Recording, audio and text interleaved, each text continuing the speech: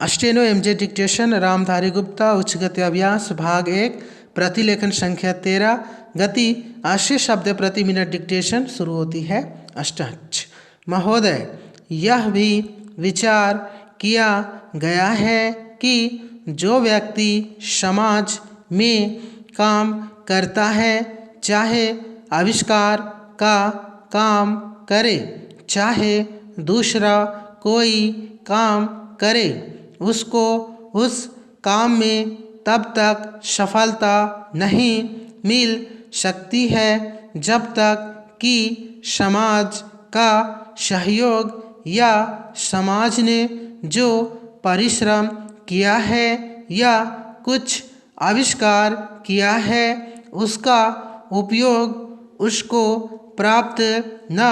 हो, उसका उपयोग वह न कर सके। इसीलिए जब भी कोई व्यक्ति किसी वस्तु का आविष्कार करता है तो आविष्कार करने में न केवल उसका अपना परिश्रम रहता है, लेकिन साथ ही साथ समाज ने जो काम किया होता है,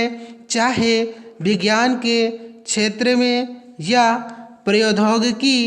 के क्षेत्र में या किसी अन्य क्षेत्र में, उस सबसे भी वह लाभान्वित होता है।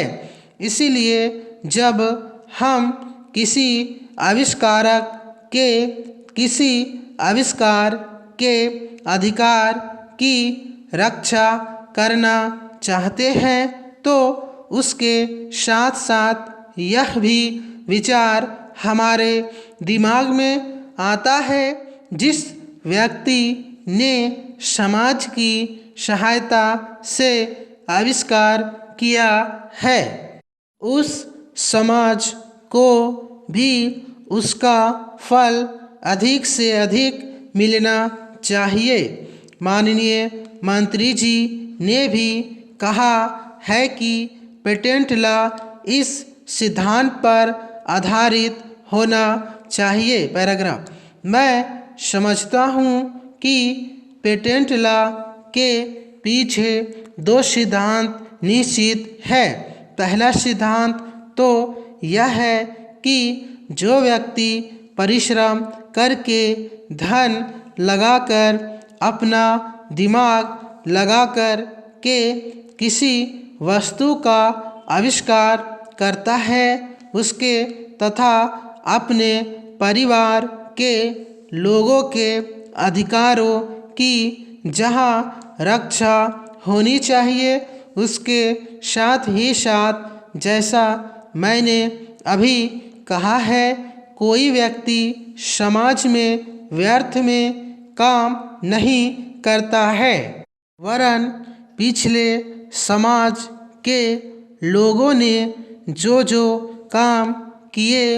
होते हैं, चाहे विज्ञान के क्षेत्र में या प्रौद्योगिकी के क्षेत्र में या किसी अन्य क्षेत्र में, और जिनके आधार पर वह कोई आविष्कार करता है, उसको उसका प्रतिफल तो मिले, लेकिन जो परिणाम हो उसका प्रतिफल समाज को भी मिलना चाहिए। मंत्री महोदय ने कहा है कि